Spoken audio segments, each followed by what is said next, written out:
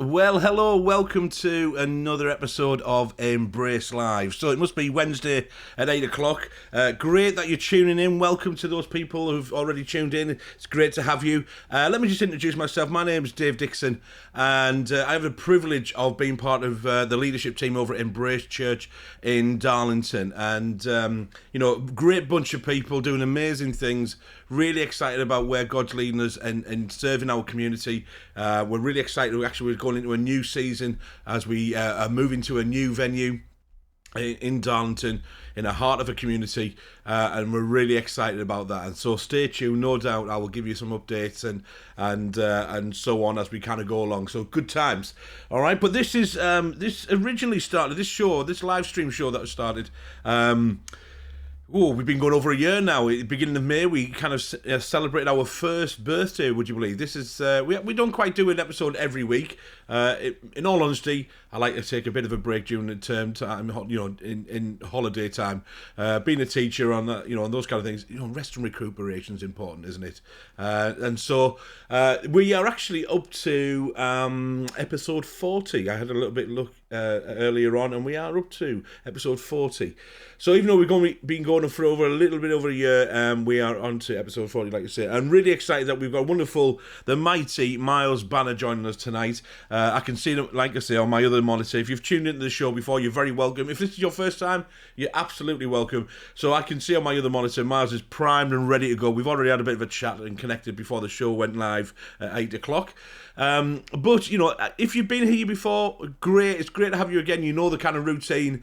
But if this is your first time, you're especially welcome, and thank you for tuning in. And great if you're tuning in live, or even if you're catching up during the week, you're still more than welcome, and so on.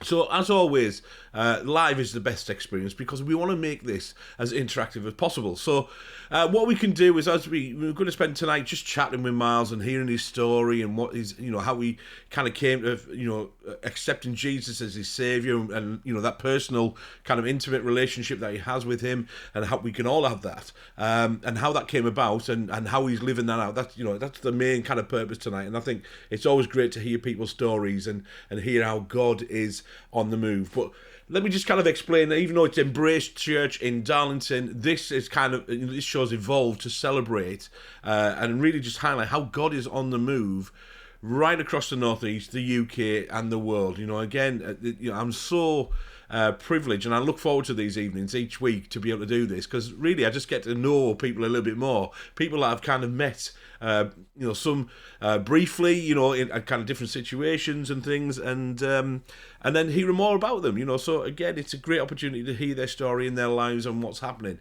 but also celebrating what's happening across the region, our region, how God is on the move, how God is impacting communities through his church. Because I always say this, and I make a point of saying that there's only one church with a capital C. And yes, there's lots of different flavours or expressions, but really just one church. And so how is God moving through his church and impacting the community? And so I'm really pleased, like we say, to have Miles join us tonight. We'll pop over and say a quick hello to Miles just in a moment, just to make sure that he's still awake and he's still here, ready to go. He's smiling, that's all right, I can see. But I just want to say a quick welcome to those people who've joined us online. Thank you for doing so. It's great to hear. Don't be shy, please post, because I can see on my other monitor over here that we've got wonderful people. So you'll see Sue and Bill have joined us. Sue and Bill are amazing members of Embrace Church. Mama Sue, as we like to call her, and Bill is just an absolute legend. And honestly, I know this guy, and he's brilliant. He's just the kind of guy that when Bill talks, you need to shut up and listen, because it's always wisdom. And he's amazing. He's such a great inspiration. And Sue's just got a great servant heart, and we're so pleased that she's part of Embrace Church, and we love her mothering us and so on, and particularly her and the gift, the ministry she has in bringing the refreshments on a Sunday morning, which are very much appreciated.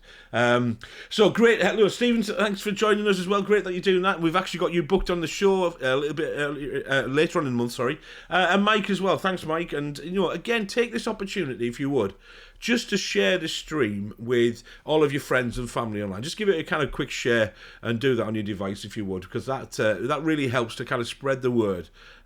Because we want to celebrate, like you say, what God is doing. We want to highlight what God is doing and how He's impacting and changing lives. And there's just so many great stories. I'm really excited this week to kind of, as we follow another community grocery store being opened up in St. Barnabas in Middlesbrough. It's amazing, fantastic stuff. If you don't know more about that, again, just search on Facebook, and you need to know more about that and get yourself along and serve. Or if you need to access those kind of services, please get along and do so. It's fantastic. Quick hello to Alan and Philip, who also joined, and thanks for posting online. It's great that you joined us again. I've already said to Miles, we like to make this interactive, and you can always rely on Mr. Fraser for a good question or two. So, we're looking for you in particular, Mr. Fraser, to do that. But, Philip's always good for a good question, and I'm sure we've got other people as well joining in. So, listen, let's give us a quick plug. Listen, what we'd love to do is, if I just put this on the screen, you can find us obviously here on Facebook, but we also post these interviews and these, kind of chats. I say interviews, it is more of an informal kind of chat, really.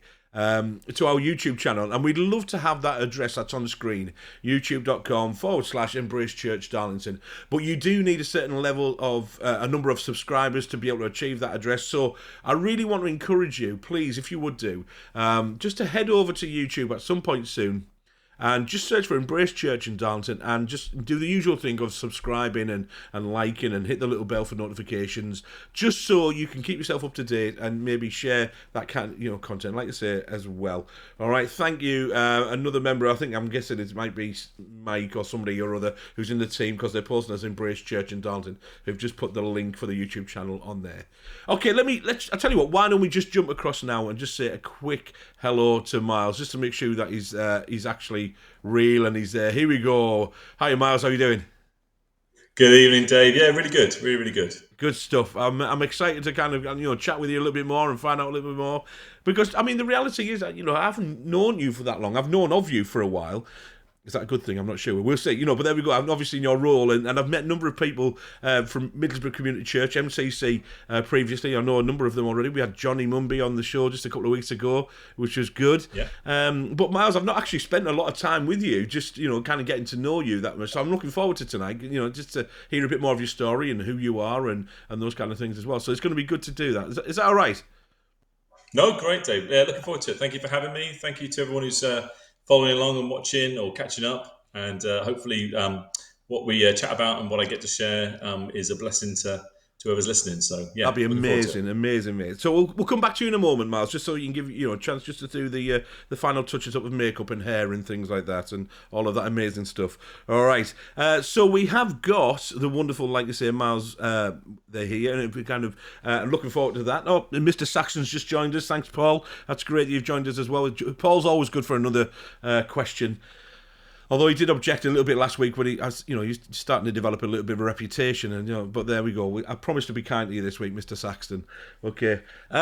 So I'm really, pleased, like I say, Miles joined us tonight. I'm looking forward to kind of catching up, and I'm sure it's going to be great. But I just wanted to put this up of a quick kind of snapshot of the people that we've got joining us over the this month and into July and the beginning of August. So we have got somebody booked in each week. So set your reminders. 8 o'clock on a Wednesday, 8 till 9 we generally do, and these are just some of the wonderful people that are willing to come on the show. Now, I said last week, as it's kind of struck me, that this looks like the world's worst boy band, in my opinion. But some great characters on there, but it looks very male heavy on there, and I don't want to give that kind of impression that this is just all about men and that we just talk about manly things and all that kind of stuff. So actually,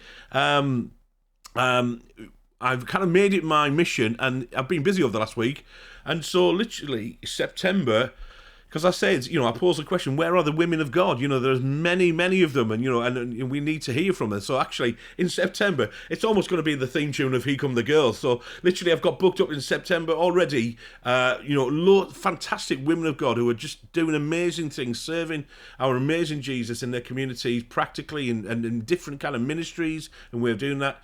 So, that's going to be very, women of God kind of focused in September. And, then I want to obviously make it a little bit more balanced. But honestly, it's just the way it's kind of falling. Already I can see that we're, got some people commenting, which is good. Just Mr. Saxton, thank you very much, with a comment of looking lovely as always, Dave. Thank you. I've done my hair especially for this evening. Thank you. And definitely off to a nice start there. I appreciate that. We do like a nice bit of banter and so on. Mike Connolly, who's asking, who's the fella in the top left? Well, let me tell you, that's a guy called Des Minto. It sounds like a bit of a kind of cheap kind of mint or something like that. But Des Minto is an amazing fellow. Unfortunately, he's a Geordie, so we might need some kind of translation, some subtitles going on whilst we're kind of speaking. But Des is one of the members of the band Y Friday. So if you go back in the episodes we've had, Ken Riley, who's a really good friend of mine, known him for a long time, who was the kind of the front guy, and it was a great opportunity then to kind of connect with him, and he kind of serves as their worship director, resident pastor up in City Church in Newcastle. And then I just kind of thought, well, do you know what? We need to get these guys on if I can, like you say. So, Des has very kindly agreed to kind of come on and share his experiences of being involved in the band as it was. He's doing so much more as well now, so it's great. And so, we've got lots of kind of interesting people here. Already I can see, Stephen, thank you. Judy Parker from CAP would be a good one. Great. Love it. If you can think of people who you think would be great guests, then please do. Just get in touch, and I can, and reach out then, and I can kind of get them booked in. And we want to keep on going because, again, it seems that people are interested and keep going. All right. So let me just say that. So that's coming up. What I want to do is, because I've been talking a lot already, I want to do this quick leaders kind of intro video that we do, and then we're just going to head over and chat with Miles and see how he's doing, and then you see how it kind of goes. All right. So as always, though, and we're off to a great start. Please keep posting your comments and your questions, and we do want to make time to kind of respond to them. All right. Here we go.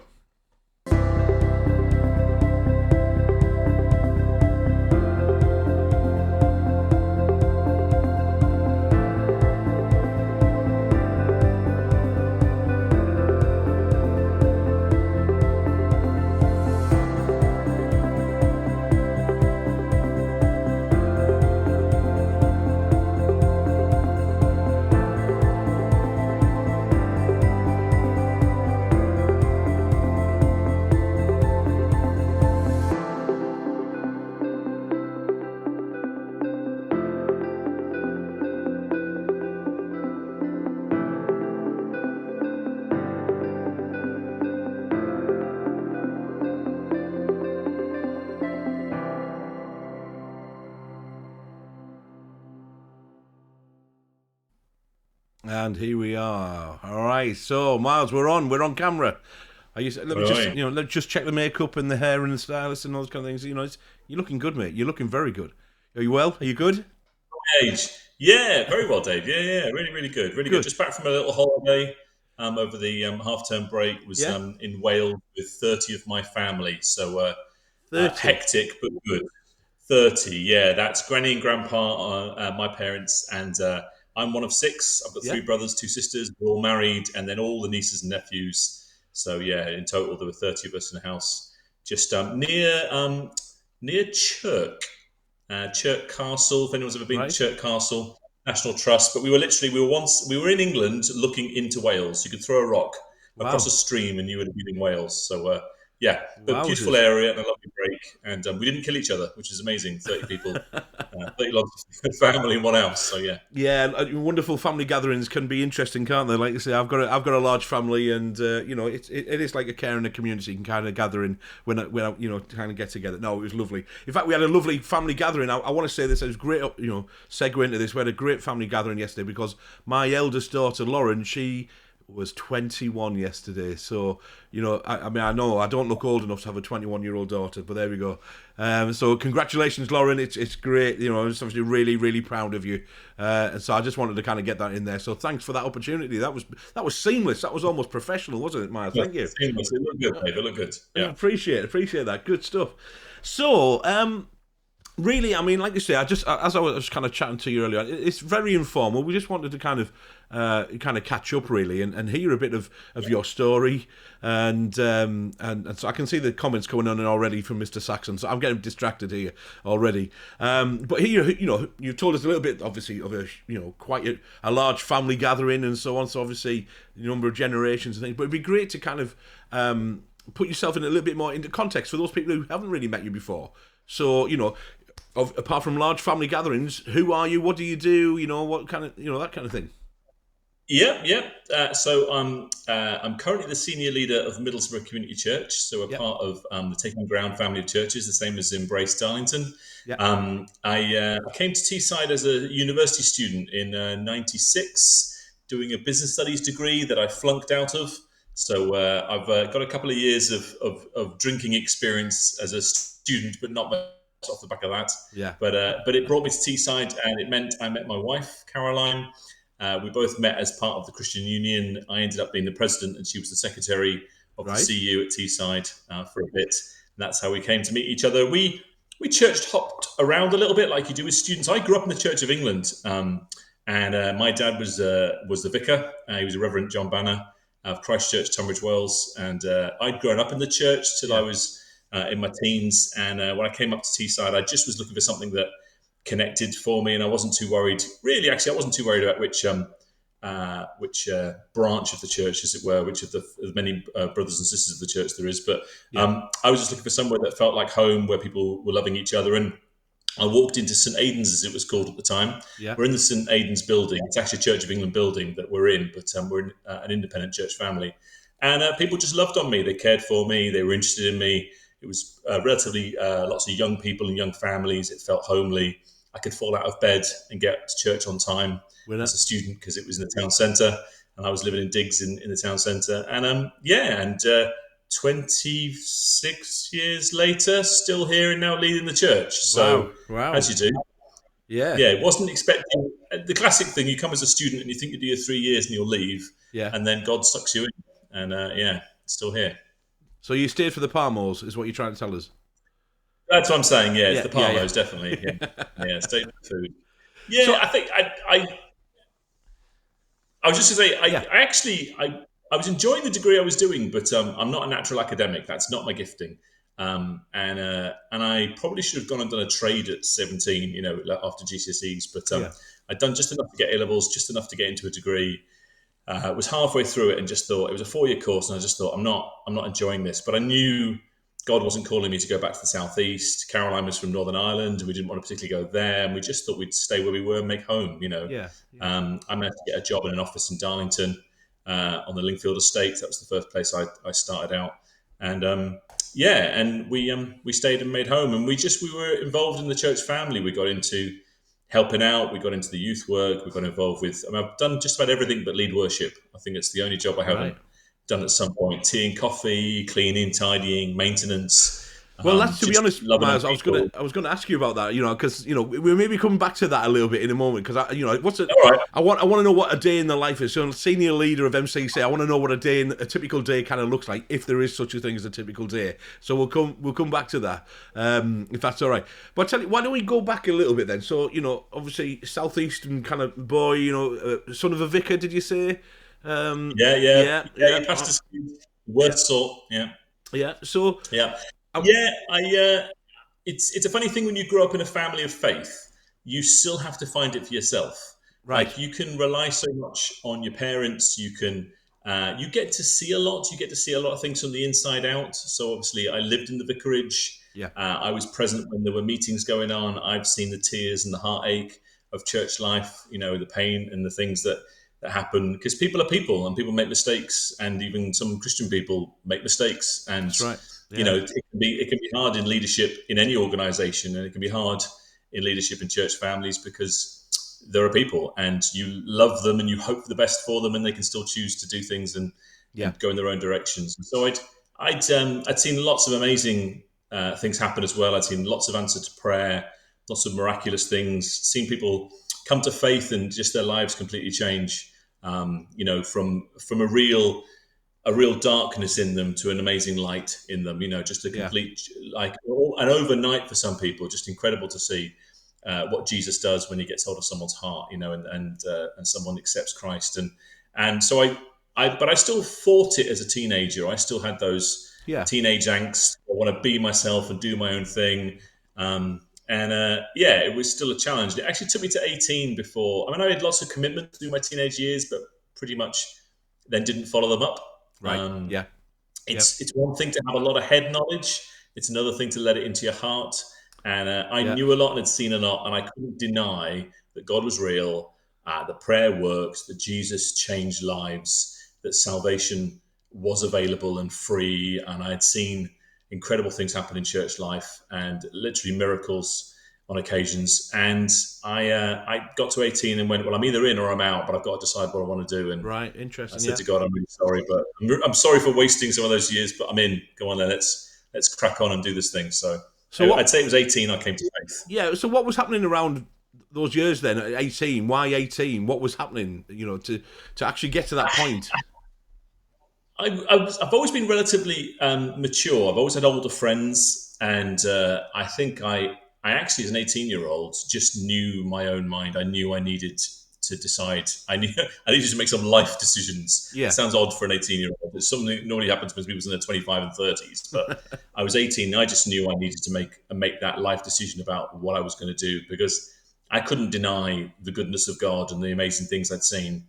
But I also was fighting it and didn't really want. I almost didn't want that life, because Yeah. to some extent it's not about rules and requirements, but there are choices in walking the Christian walk. There is a challenge, because it goes against so much of the grain of what society often wants to do and say, and so you stand out Yeah. and you have to bear that sometimes, and that can be tough at times. And being a Christian, when most of your friends aren't, and you don't know what the future is going to hold, but when God's after you and it's definitely the best choice, Yeah.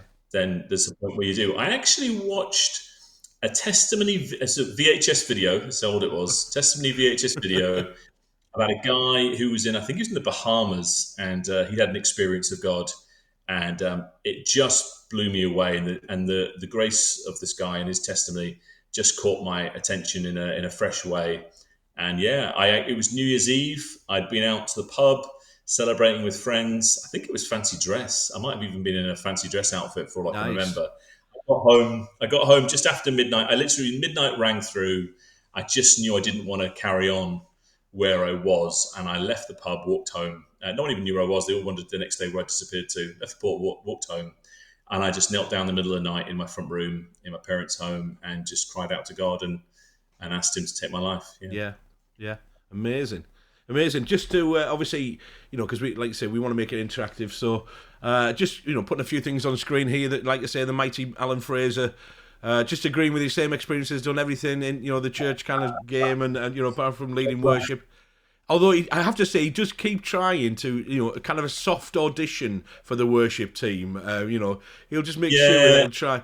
And kind of sing a song every now and again. I mean, to be fair, he does I've got the lead patience worship. to He learn doesn't realise guitar. it. I'm just can't. I've tried guitar, I've tried drums. I just haven't got the patience. I Yeah, can sing, yeah, but I wouldn't want to lead. yeah. I mean, that's probably the difference between you and Alan. Then, if that's because Alan seems to forget that on our live stream that we have, we keep that in our a church group on Facebook for those people who can't make it, rather than a public thing.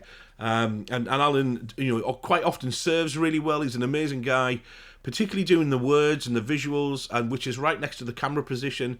And he's clearly entering into worship, and he's a passionate worshipper. And let's just say I'm pleased that the Holy Spirit auto-tunes our worship. So, I'm not going to joke, but, he definitely leads a lot of auto-tuning. But he's a great guy, bless him. There we go. Yes, yeah. Alan, I'm sure, okay. Oh, yeah, let's see, he's contributing already. What's he saying here? I can't sing, but I like singing loud. Absolutely, he does. Passionate worship it is. Okay.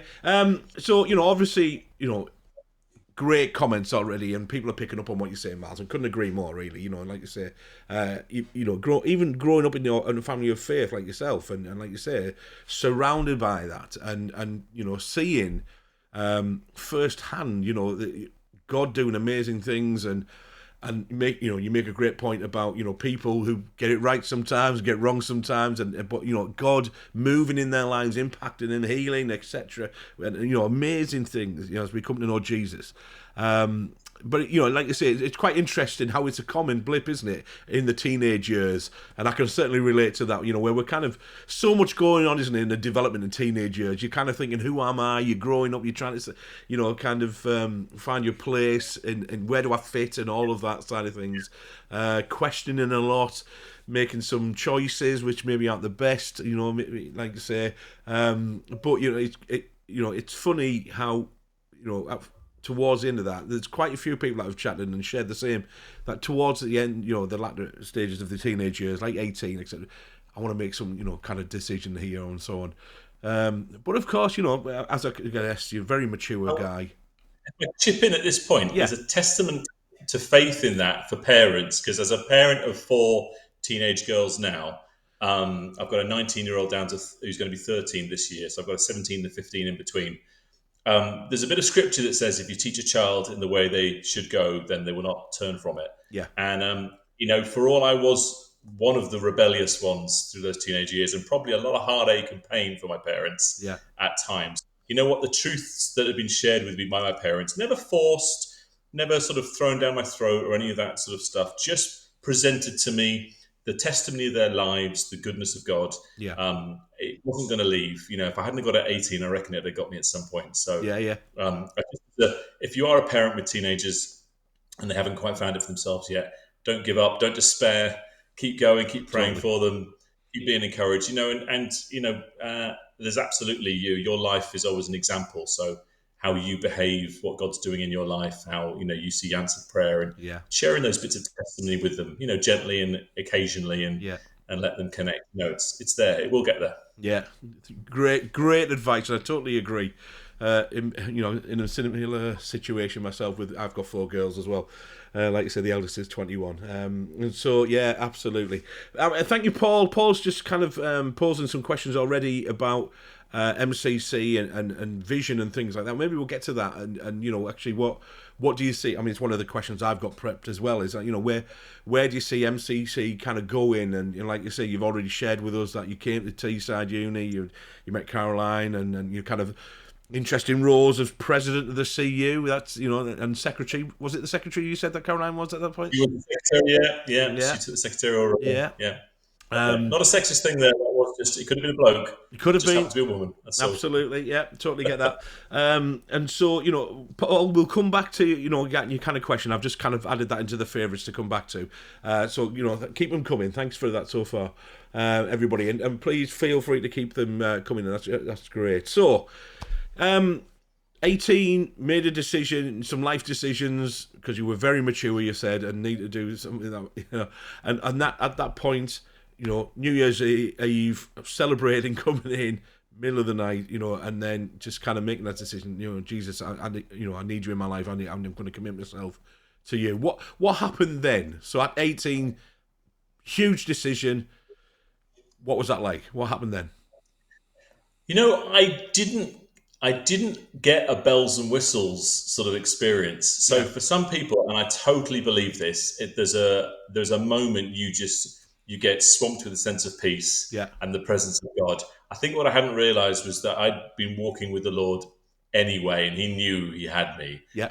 It was almost um, him just going, finally, he's got there sort of thing. So Yeah. I felt relief definitely, and that it was that I knew I'd made the right decision. But it was a slow burn for me, like it always has been. I think I definitely experienced the Holy Spirit.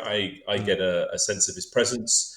I definitely get times when I hear God speaking to me, to my heart and into my head. Yeah. But for me, it's I didn't get some folk get these incredible moments where they're blown away by the presence of God, and they talk about sensations over their body or incredible warmth in their heart or whatever that means. I certainly have times of that since, but in the moment, Yeah. not so much. Which I just think again is just a bit of testimony to say, what, it's not about something necessarily miraculously Yeah. happening, or it can happen, but actually just that you've made that decision. You have chosen to let Christ be the Lord of your heart and be the Lord of your life. So I don't actually remember through. So 18 to 19, I was coming up to university. I took a year out and I worked at a nursing home as a care assistant. So Right. my plan was to travel, but didn't really get around to doing it. I mostly just enjoyed the year, learned to drive my mum's car, and had some fun, and just connected back in with church life in my parents' church better. Yeah. There wasn't much age group of my age group, so there wasn't a whole lot to connect with. I think really that it took me to coming away to uni at 19 and getting up to Teesside and then finding the Christian Union and finding Christians of my age, finding a whole bunch of 18, 19, 20-year-olds Yeah. who are walking in faith. They were a really big support just to keep me moving forward. There is absolute truth in our walk as Christians. And if you come to faith, connect with the church, whatever that church is, but connect with that church, connect with the church family, where people are looking out for your interests, they're looking out to support you and love on you, care for you, value you, and this thing called discipleship to example to you and to encourage you on. I had some great people who challenged me to get up early in the morning and pray with them. Another guy, we used to go out and hang out and chat about scripture and bits of the Bible that we didn't get, things we didn't understand. Why does it say this? Or, what do you think about this? And so, had a little bit more wisdom than me, had been around it a little bit longer.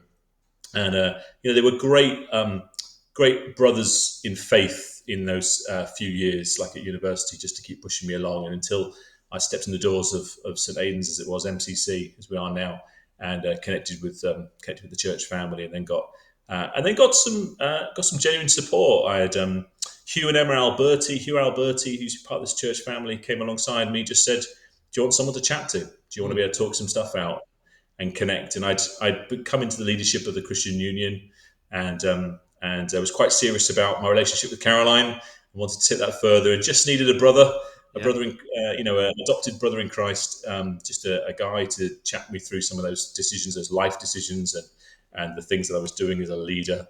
And that's just amazing. That's another blessing of church, is that we come in all shapes and sizes, and there's always somebody who's gone there before you, who's been through it, who can support you, help you, and you'll have experiences you can give to somebody else, things that you've done, they haven't gone through yet, whether that's marriage or whether that's parenting or whether that's changing job or being unemployed. And I think I've just about done everything. I've been unemployed. I have been single and been in a relationship and now married and with children. So I've been self-employed. I've worked for large companies. I've worked for small companies. I've worked in factories. I've worked in retail. I've been an engineer. I was an electrician. So it's fun to see what happens and where God takes you on the journey. So a bit of life experience there, Miles. Bit of, like you say. Yeah. I'm knocking around a bit now. I'm 45 this year. Just a wee slip of a lad. There we go. There we go. Amazing. So, okay, so big question. Why did you come to Teesside? What out of all the universities, why Teesside? So this is the God thing, okay? Because I now know the history, and now I sit here as a senior leader of a church family that I didn't know existed back in 1996 or whenever it was. I applied on my UCAS form for a bunch of places, and Teesside happened to be the second one. Teesside University, Middlesbrough.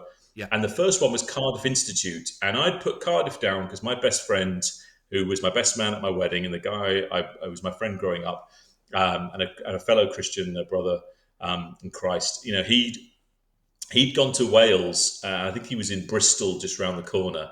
And the closest place that did the course I wanted to do was Cardiff. And I thought, right, well, I'll go to Cardiff and we can still hang out and catch up with each other. Yeah. And Cardiff said no, and Teesside said yes. And I had no idea where Teesside was. I had to get a map out. I was from Kent. I was from the southeast of England. I literally got a map out. I had to find it. I didn't know where Teesside or Middlesbrough was. I'd never been. Had no reason to be up this way. And at the time, my brother was actually living in Alnwick in Northumberland. Yeah. And so it was a bit one of these weird things to go, oh, I'm going right up the same direction as Russell, who's up, further up in Northumberland. And my mum already was used to driving the motorways. My mum and my dad were used to driving the motorways up, and passing Middlesbrough and passing Teesside, on the A1, heading up to Alnwick to catch up with Russell. So my dad was like, oh, well, we'll be able to drop into you on the way to go and see him. And so it just seemed to work out. My sister had recently moved into the Midlands because she was married to a farmer, and he'd moved with his job to a different farm as a farm manager. And Yeah. so there was this little route of connecting with family up through the country that my parents were like, oh, this will work out for a few years while you're up there. So yeah, so completely accidental, not my choice, Yeah. God's choice, Yeah. because He knew where He needed to stick me. Frustratingly, I was like, oh, I don't know if I want to go that far from home, and I'm not going to be near friends, and I'm not going to know anybody, but I've got nothing else to do, sort of attitude, so I'll go. Nice one. Nice one. What about, getting, obviously you mentioned that you led the CU for a time as well. How did that come about?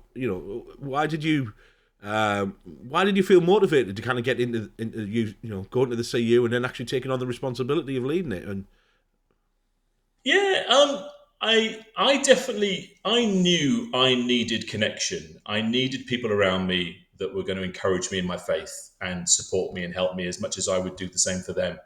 I knew the value of church life. I'd seen it. I'd seen the importance of walking together in community. And there was a Christian union at the union. I thought, well, this is ideal. And funny enough, it was a real old mix. There were Anglican, people from the Anglican Church, some Methodists, a few Brethrens. There was a bit of a mishmash. And actually, that was a lovely thing because people were coming with different backgrounds. They'd all come away from home, predominantly. They're all from all over the UK, university students. And just to be able to have that friendship and connection, but to have the commonality of faith, and to connect and actually be passionate about the university and what the uni was doing and about the other students or other friends, that we wanted to tell about Jesus. So we'd do our best to do some outreach onto the university because we were allowed, because we were students, and so we could connect. We'd do some leaflet dropping. We'd have some guerrilla Christian sessions where we'd two or three of us would make ourselves available to answer questions on the stage in the CU,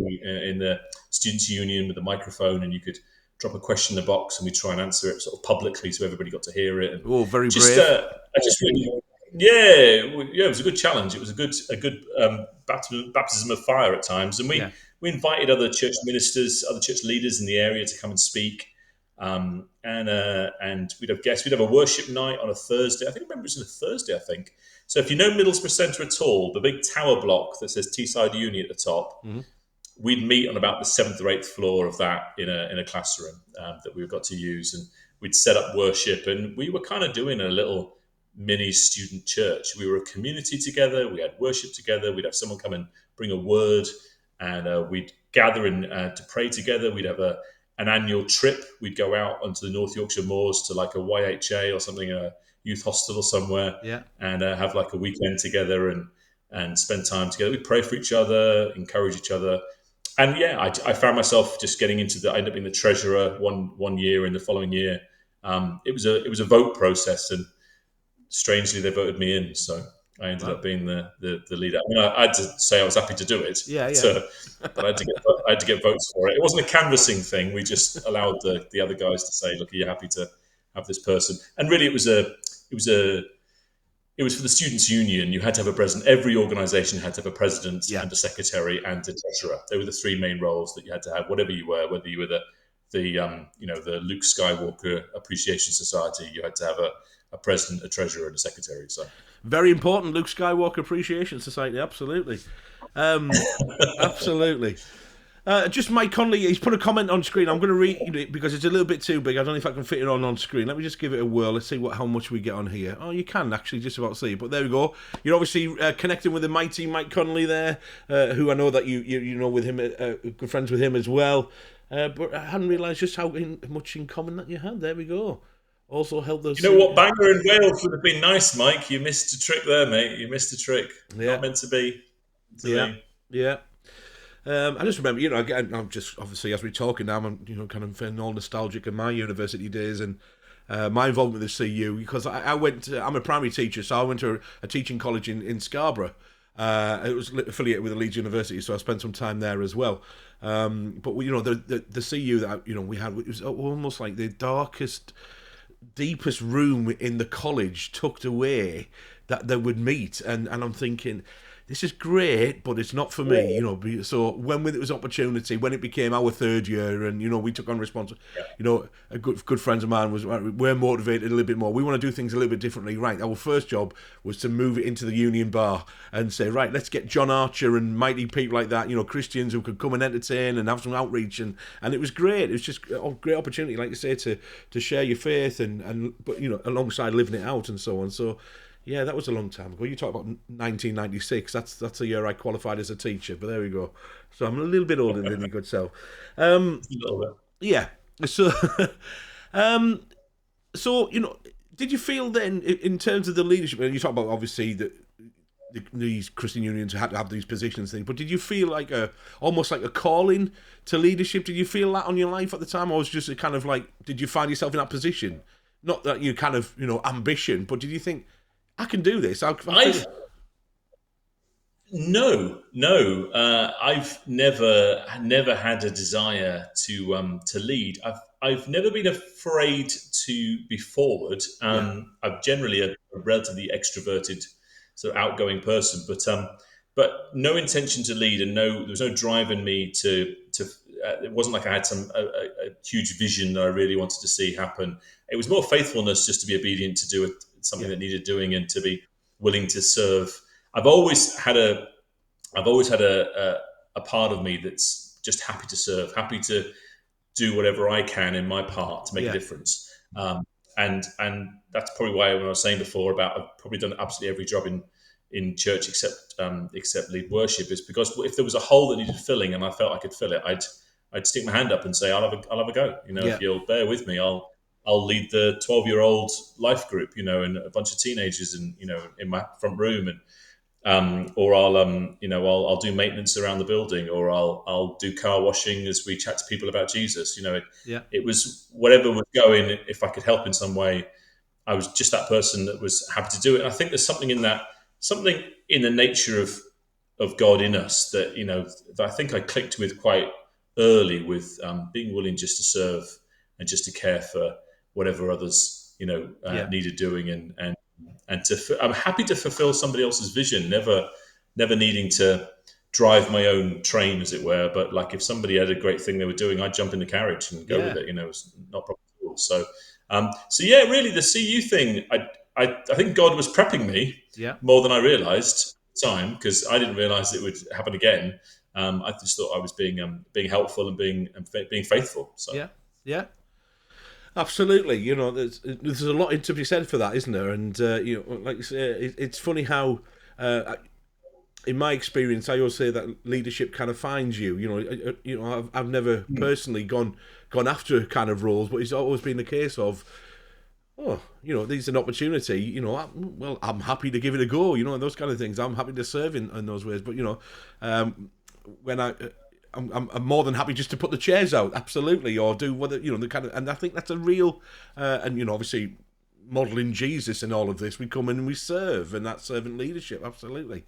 So then let's, you know, in those 26 years, then with St. Aidan's into MCC, Christian Union involvement, meeting somebody wonderful called Caroline, and marriage and everything else like that. Obviously, being part of St. Aidan's, like you say, in MCC.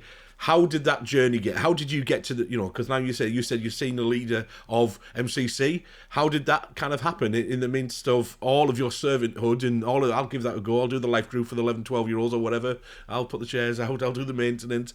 How did you find yourself in that position then, as you are now, of senior leader? probably the same way I ended up at Teesside Uni. God knew what He was doing, because it wasn't on my agenda. So I faithfully part of the church family for 20 odd years. You know, the guys, the core team of elders at the time, were brave to say, did I want to join them and be part of the leadership team as an elder at MCC?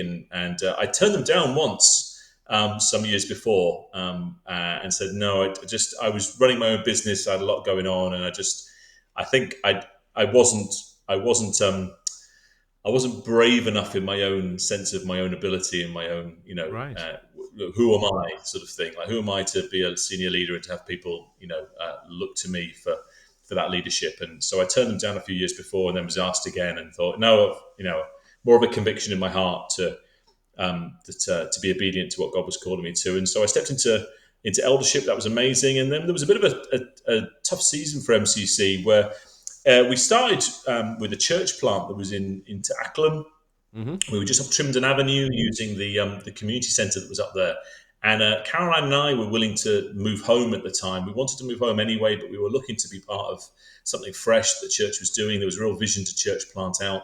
And we said we'd start it in our home, and we moved a bit further from, not far from, we were at the backside of Linthorpe as an area. We moved into Acklam, housing estate, and we started doing the Journeys course, which is sort of like basically a set of videos where this lovely guy sort of got us about interviewing people about the Christian faith and just letting people share their stories. And we were using that to invite our neighbours and friends along to come and hear about just some of the testimonies and faith stories of people who'd met Jesus and had their lives changed. And that was going really well. We had 20 or 30 people in our front room meeting together. We then ended up starting this church plant, a little church congregation, and because every role was needed, you find yourself picking up more and more things to do. So again, apart from worship, you were setting up, and we were greeting and meeting, and Caroline was taking on children's work, and I found myself leading these services and starting to preach more often, to go into the Word and spend time in the Bible and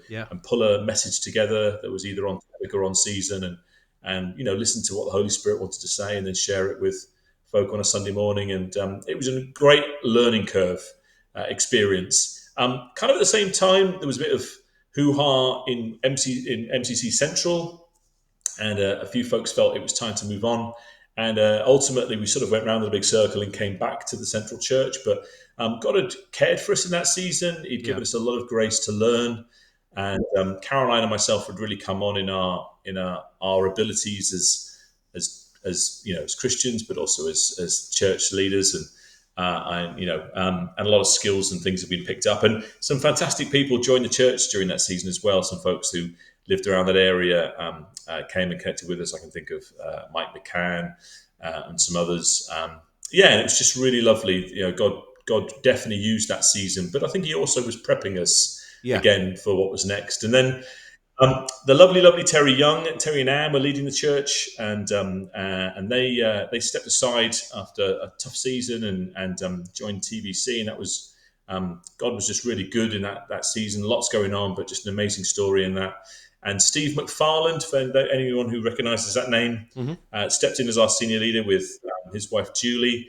And but we knew Steve wasn't called to lead the church. Steve was faithfully just filling a gap, but he was doing this amazing stuff with the Academy 313, this training community that he was building, and the stuff that now happens over at Tees Valley Community Church.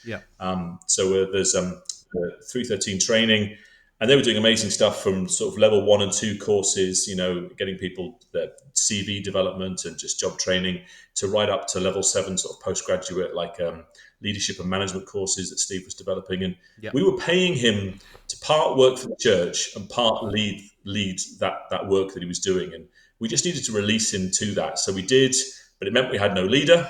Craig and Karina, who are a lovely couple, part of our church, they felt God called them to New Zealand. So they disappeared. That was awesome. It was definitely God. And they headed off overseas. And it left the 4 of us guys. And we said, well, instantly, the first thing we can do is bring our wives into the room, so there's just better voices. We can double the team size by working as husbands and wives to lead the church, to get those voices into the room. We felt that was the right thing to do, and that's worked really, really well. And the next thing we did was we sort of went, well, who wants to be the senior leader? And we all looked at each other, and no one wanted the job. There was probably about a 8-month period where no one stepped in, but I kind of knew God was asking me to do it, and it took, I think, about 5 or 6 what we call prophetic words. So if you're not aware what a prophetic word is, this is someone sensing God has spoken and being brave enough to share it with you. And I got 4 or 5 of those over a 6-month period from people who didn't know I was praying about it, who didn't know what the situation was, who were completely independent, some of them from other church families, Yeah. some of them were people I bumped into on courses and stuff, who just saddled up alongside me and said, I really feel God's saying this to you. I think maybe you should be the next leader of your church. And I was like, oh, okay. And I wrote it down. And the most amazing one was 3 years before, a lovely guy called Neville Wright, who Yeah. leads our prophetic. He's part of the apostolic team at Taking Ground churches that we're part of. But Neville's a lovely prophetic guy, really lovely guy. Yes. He Yeah. saddled up to me in a meeting. I can't even remember what the meeting was. Walked up to me and just said to me, "You're a king anointed. All of heaven is with you." Meant nothing to me. And this was 3 or 4 years ago. I had an old Nokia phone at the time. This is probably even longer, certainly longer than 3 or 4 years ago. This was 3 or 4 years before I stepped into leadership. So this is more like 7 or 8 years ago. An old Nokia phone that you could put a sort of like a post-it note onto the screen of, and I wrote this word on there that had come from Neville. You're a king anointed, all of heaven's with you. And I went, right, well, I'll just save that because that means nothing to me right now in the context of I was just in this meeting with some people, we were hanging out. I went swimming. The wife called, I answered. I then put my phone into my swimming trunks pocket, not back into my locker, got in the pool, went for a swim at the Colby pool, got out, realised I'd lost my phone, got home, rang the swing baths. They said they'd fished it out the deep end. I went back to get it. It was dead. I put it in a drawer. About a year later, I wrapped it as a present one Christmas to use in a demonstration with the children at church. I was doing a funny story and I wanted to have some funny gifts, some smelly socks, some things for them to unwrap. And one of them was the phone. One of the kids got hold of the phone afterwards. It disappeared. It didn't matter. It was an old broken phone. Didn't need it back. It ended up in one of the children's store cupboards at church. Another year passed and one of the children's workers found this phone and went, well, what's this doing here? Plugged it in. It came on. There was a picture of my family on the front. She went, oh, that's Miles's phone. I'll give it back to him. She hands it back to me in the season that I'm asking God, shouldn't I lead the church? And I scroll a couple of screens over, and there's this word from Neville that was now 3.5, 4 years before I needed it. That now, and I'd completely forgotten the word that said, "You're a king anointed, all of heaven's with you." That's amazing. And I was like, "Oh, that'll do." Yeah, it's absolutely amazing. It's God for you and His timing for things. Because yeah.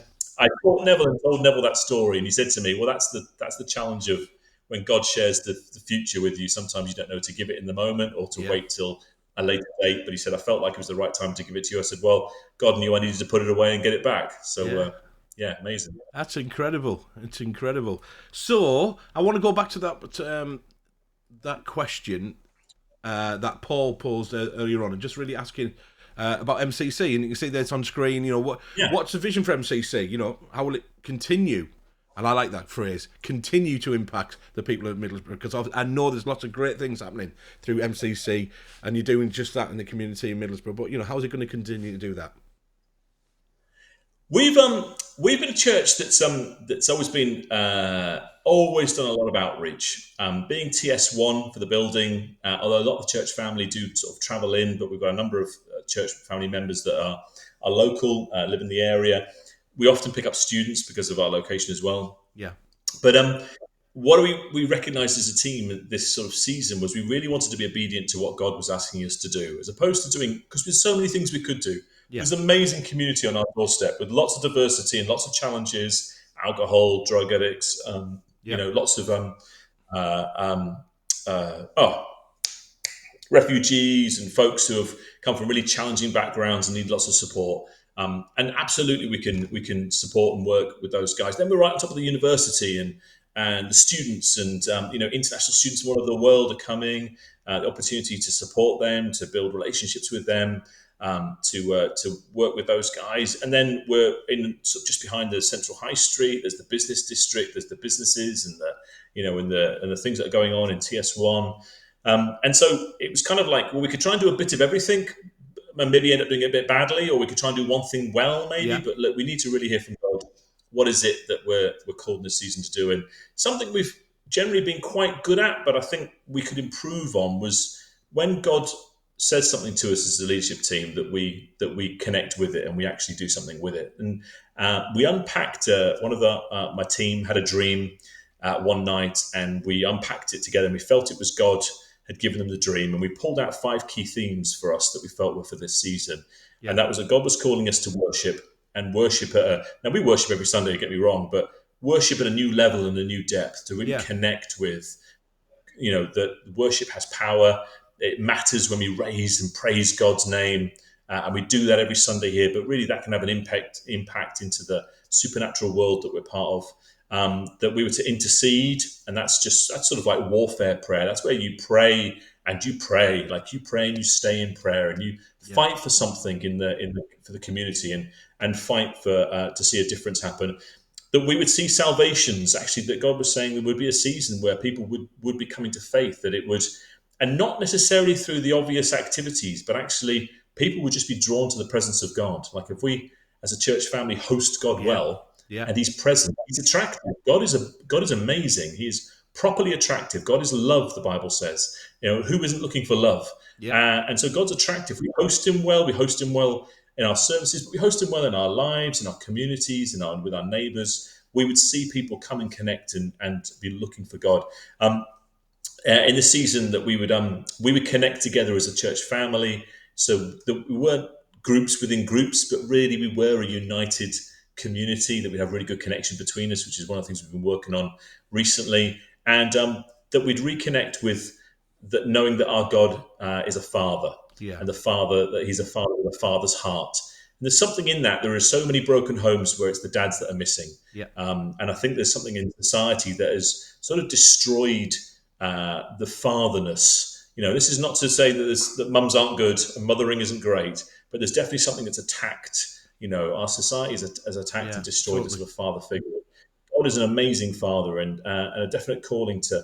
So now what we're trying to do is take those themes and apply them into our activities and what we're doing. So we have a food bank that we're running. We have a Friday night meal. We're connecting with Middlesbrough Connect and the guys that run Middlesbrough Connect, and we're really looking to work towards having them come over and be in our building. We'd love to build on that. And this is a funny thing, that a couple of years ago they approached us and said, could we come and do what we do out of your building? And we were, at the time, actually, funny enough, I didn't feel it was the right time, and I said no.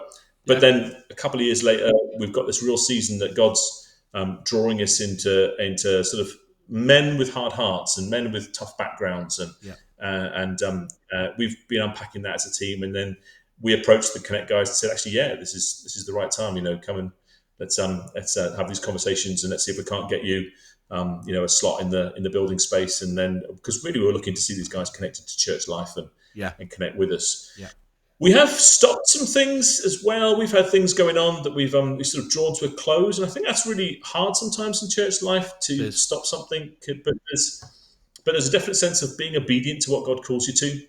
We're still running our messy churches, and we started a mini messy, so like under twos, but really that's about gathering parents with kids and hanging out with the mums and dads and having fun. The kids end up covered in jelly. These are babies covered in jelly and cold spaghetti and stuff. They're absolutely mad, the team that lead it.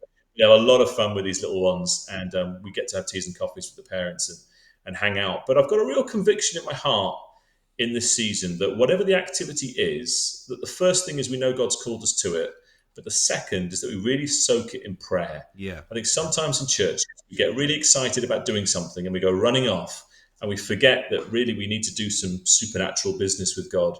That yes, He may have said start a men's group, but actually we need to soak that thing in prayer and be continually praying for that activity, whatever it is, as we're reaching out to love on people, that it's going to have the impact. And I think some of the heartache in church is where things we hope are going to go well don't, and we wonder why. And sometimes it's because God says, I didn't ask you to do it. And sometimes it's God says, I asked you to do it, but you didn't go with me, And so I've got a real conviction that the activities that we do in this next season and the things that we build will be these two things. There'll be things God calls us to do, and we will obediently cover them in prayer, really soak them in prayer, and be praying for them and praying for the people that come along, and really fighting in the supernatural as much as in the practical. And I think that's a real conviction in my heart in this next season as we come through. So nothing hugely exciting new for us at the moment, but lots of hope and expectation, Well, which that's. is great. Good I place mean, to to be. be honest, Mars, that sounds like an amazing dream that you've got all of that from God. Obviously from that person's dream, and you've unpacked it, like you say. And even though you say, nothing exciting and new, it sounds amazing. And again, it's so fantastic. I personally, and what I'm going to do is I'm going to put your contact details up anyway in a moment. We'll put those on screen. But I personally follow MCC on Facebook and the like, and I love keeping that myself up to date with the activities, many varied activities. So yes, I see the messy church pictures of kids in spaghetti, and looks amazing. Totally, messy church is fantastic. And and again, Tony Grange, who's an amazing individual. Obviously, you mentioned Middlesbrough Connect, and I Yeah, have a lot great to do. team. Yeah, he's a great team, and I've had John O'Connor's on being on a previous episode as well, and certainly a number of people connected with funny. There's a pun, isn't it? Connected with the different Connect groups. Sorry about that. That was totally unintentional. But they're amazing people. But I certainly, I think it's fantastic the work and the ministry that's going on with the Connect groups in particular. And like you say, those men with hard hearts and so on. But it's amazing to see. Like with Krista and so on over at the Open Well in South Bank, it's amazing to see, God on the move and impacting lives and the miracles that are happening in there and hearts that have been changed and lives that have been turned around. It's amazing, and I'm fortunate enough because I get to lead worship and I get invited to go over and I would do it every week if I could get away with it, but I wouldn't be able to, But Yeah, I spoke recently at Connect, and it was just a really great night. yeah, yeah, but it's great, like I say, in the midst of everything that you're doing, and absolutely, as always, as expected, and Johnny saying the same thing the other week as well. Just as a leadership team, where you feel like you've been drawn to, and the activities and the wisdom that you've got in that, like you say, because it is hard to put some things down, and it is. And I think it's totally right. Again, I'm just from Embrace's point of view. We're moving into a new season of a new venue. Very exciting for us. And Yeah, that, yeah. yeah, and it's got so much potential. But I take the wisdom and I hear the wisdom. I think there's a lot in that. I've said we want to do this, and we can create a big long list. But actually, what is God calling us to do and focus on, and what with the Yeah. resources that we have currently, and God obviously will provide and so on. I'll add a funny point just at this. In all the years that we've been near the university, and we've had the odd student like myself who's eventually become part of the church family, and the odd student that visits, and pops in and pops out. Yeah, We've picked up the best part of 40 or 50 Kenyan, Ugandan, and Indian students who are all Christians already, but have come to university and then found us as a church family, and we were not expecting these guys in the slightest. And actually, it's one of the things where we weren't praying for students in the season or yeah, for new life from the student body, as it were. And suddenly we found ourselves really ethnically much better diverse, yeah, more looking like the body of Christ should look like. yeah. We're not a bunch of white faces, but we are, almost 50-50 with a diversity across the church family. And these guys are coming and they're passionate about prayer, they're passionate about worship. And Amazing. so God's really, gifting us with some awesome people that we're now looking to how do we best utilize these guys. And Yeah, this wasn't something that we planned or we thought of or we were even praying for. Something God went, well, I want to bless you with workers for what you've got coming next. And yeah. that's just been amazing as well. God's goodness in that. So Fantastic. I tell you what, let me just put your kind of contact details on, and obviously we as always, I really want to encourage people to, it's very easily done to follow you on your social kind of channels. But how can people get involved, Miles? How if they want to know more? I'm totally, I'm sure, like I am, they've been inspired by what you're hearing, what you've shared with us tonight, and the fantastic work that MCC and yourselves are doing. How can people get in touch if they want to know more? What can they do? probably the easiest way is Facebook. You'll find Middlesbrough Community Church. Also, our website, which is www.middlesbroughcommunitychurch.org. It's a long name, I know, but if you look us up, we do come up as one of the top searches in Google for a church in Middlesbrough. That's a bit of a blessing that we've had because we've been knocking around for a while. And on there, you can connect with. There's a connect page you can fill in, but we have a regular calendar of events that are going on. Yeah, yeah. You can see the diary of stuff that's all on the website, and then you can link in through that and get your contact details. And you can disengage at any time. We don't It's all kept securely, all the usual things with GDPR and all of that. So you can connect with us. We don't live stream our Sundays. Instead, we Zoom them, which is a bit more interactive. You can actually chat back, and you can even share if you felt God gave you something to share to the church family. So we have a Zoom link that we use for the Zooms on Sundays if you want to connect with us. So if you're not ready to walk in the building, but you'd like to send an email and ask for the Zoom code, we can pass that out to those that would like it, and you can watch the service and see what we're about and enjoy it for a bit until you feel brave enough to step in on a Sunday. But we're a really, really, really friendly bunch. No one bites. So,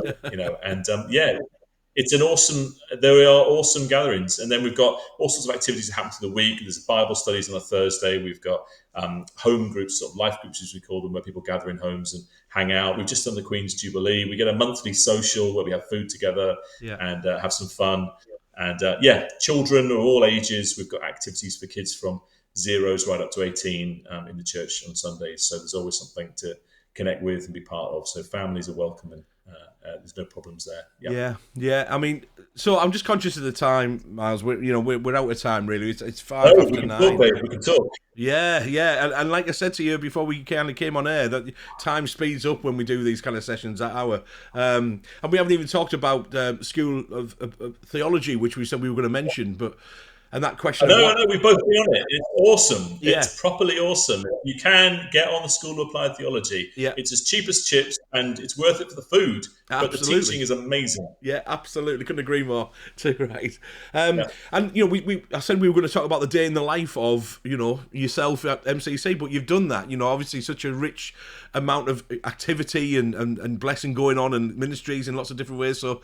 It's certainly, you can understand, it keeps you and the team and the many people that are, a part of the MCC kind of family, really amazing, really busy and really amazing, kind of serving God in the community. So, and just how much God is moving through that. So it's amazing. And again, I want to encourage everybody, follow, get in touch. With Miles and MCC team, and like you say, you can, they are. I just want to say my own kind of point of view. They are really friendly people. That, like you said, just to kind of reassure you, they don't bite. Get yourself along. I would love to come along personally, but again, I'm hoping to do that. That's the thing, isn't it? When you're so involved in your own church, you're part of Embrace Darlington, and you've got a free Sunday, and you're in the town. Come and visit. Oh, I'd love to. We'd love to see you. Yeah, I'd love to. The friendship's up. Yeah, great stuff. So, Miles, I'm just thank you ever so much for giving up your night, and it's great to connect with you and find out a little bit more. And I'm glad that you stayed in Teesside, if nothing for the Palmos.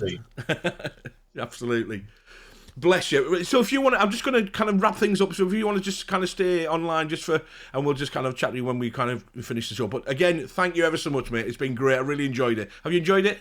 Brilliant. Yes, awesome. Yeah, good stuff. Really good, Dave. Thank you. Good stuff. Bless you. All right, thanks, mate. Hold on a second. All right. So, thank you very much. Just to kind of say, that my name's Dave Dixon. I've been part of Embrace Church for a long time, and like I say, Embrace Live is something that we want to do each week. We like to say, we kind of do multiple episodes. Set your reminders, 8:00 on a Wednesday. We've got people booked in all the way up until the kind of beginning of August. Then it's kind of holiday season, and then we're back again in September. When I'm really looking forward to hearing more guests and certainly the amazing women of God that we've got lined up as part of that as well. So again, really excited. Just one more kind of plug, if you would do, just to kind of head over after this to YouTube and just search for Embrace Church in Darlington and just do the like and subscribe on our channel. It'll be really helpful. If you want to find out more about Embrace Church, then you can go over to our website, which is a much shorter name than Middlesbrough Community Church, MCC, longest web address in the world, .org.uk. No. The easiest thing to do, like I say, and you can follow us on Facebook and the things like that, and so on. Listen, just another plug for the School of Applied Theology as part of the Taking Ground kind of family of churches in the north. It really is, like Miles said, a fantastic. Taking the 5 Saturdays a year, definitely worth going for the food. But the teaching is amazing. We heard from Mike Beaumont. If you didn't hear him catch last week's session, then of course go back and watch that. It's really well worth doing. So hope you enjoyed tonight. I certainly have. Thanks again to Miles. And see you next week. Take it easy. Thank you. Bye-bye.